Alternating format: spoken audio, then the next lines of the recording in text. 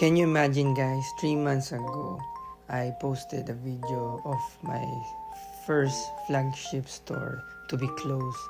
It was a mixed emotion, of course. There was a bit of sadness kasi ang dami naming memory dun. Ang dami kong nakitang nag-visit sa amin, mga naging suki, mga naging kaibigan na rin. But also, it was also a new chapter, a new beginning again.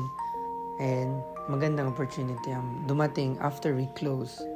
Sabi nga ng parents ko, as long as you're a good person, good things will happen to you. Hindi yun nanlalamang ka, hindi yun nagte-take advantage ka. Alam mo, for example, desperate yung tao, gusto mo pa i-take advantage, mga ganun bagay.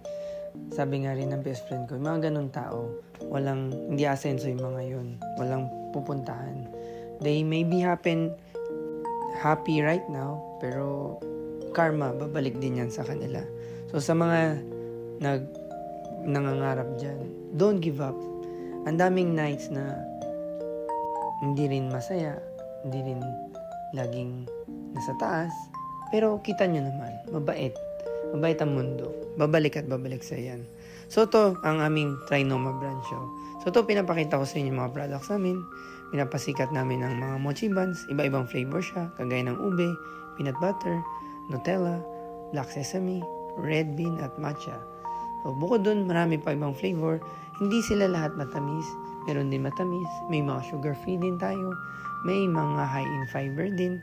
So depende, meron pang bata, pang adults, young professional, even seniors and diabetic. So, anong pang inaantay nyo? Visit nyo lang kami sa mga branches. SM Grand, SM North EDSA, Trinoma, SM Aura. Check nyo lang ang social media namin sa mga branches namin.